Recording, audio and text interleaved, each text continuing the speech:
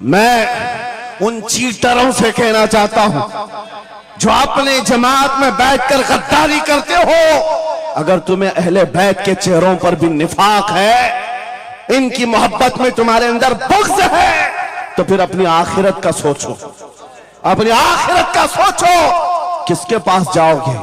کس کے پاس جاؤ گے؟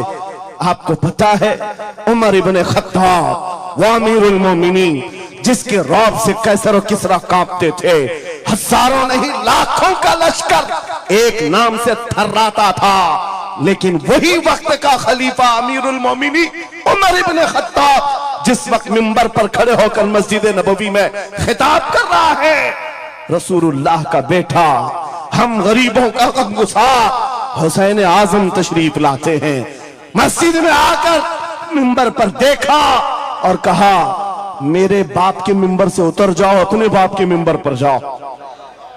یہ کس نے کہا؟ حضرت عمر نے نہیں کہا بچہ کہاں سے آ گیا۔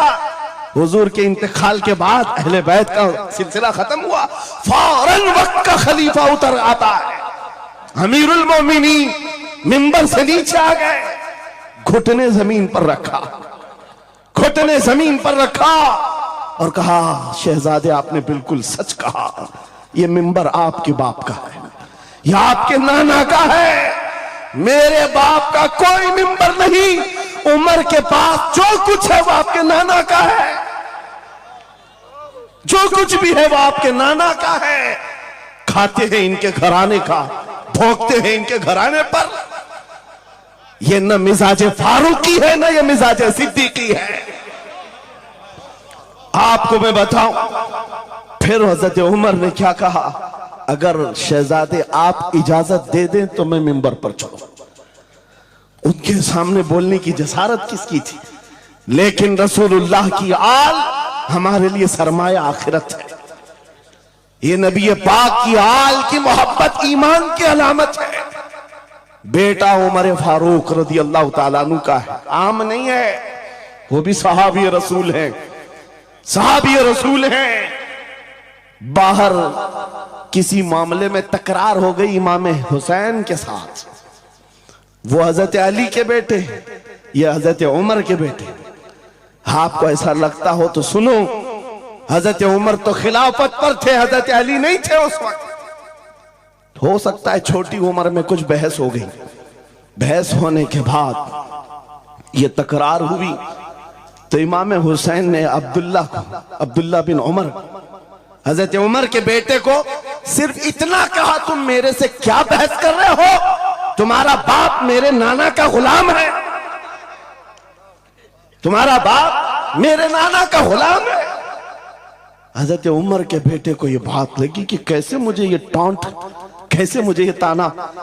دوڑ کر کے آئے حضرت عمر کے پاس، کہا بابا آج علی کے بیٹے حسین نے کیا کہا پتہ ہے؟ کہا کیا کہا بیٹا؟ کہا ہماری تکرار ہو رہی تھی، اس میں انہوں نے بلا کر کے مجھ سے یہ کہا کہ تم مجھ سے کس بات پر لڑتا ہے، تیرا باپ تو میرے نانا کا غلام ہے۔ حضرت عمر نے کہا ایسا کہا انہوں نے، ایسا کہا؟ کہا سچ کہہ رہا ہوں بابا ایسا ہی کہا۔ کہا بلا لا حسین، بلا لا۔ طلب کیا گیا ہے، امام حسین کو بلایا۔ بیٹا حضرت عمر کا، ہو سکتا ہے اس وقت ان کو یہ خیال ہو کہ شاید زجر و توبیخ ہو جائے، ڈانٹ ڈپٹ ہو جائے۔ حضرت عمر آتے ہیں، کہتے ہیں اے حسین ابن علی، یہ میرا بیٹا جو کہہ رہا ہے کیا یہ بات سچ ہے؟ کیا آپ نے اس کو ایسا کہا کہ تیرا باپ میرے نانا کا غلام ہے؟ امام حسین نے کہا ہاں سچ بولتا ہوں، ہاں میں نے کہا۔ کہا کہہ کے بتاؤ کیسے کہا، کہہ کے بتاؤ کیسے کہا؟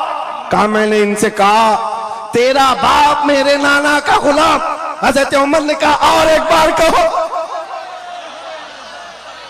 پھر کہا اور ایک بار کہو۔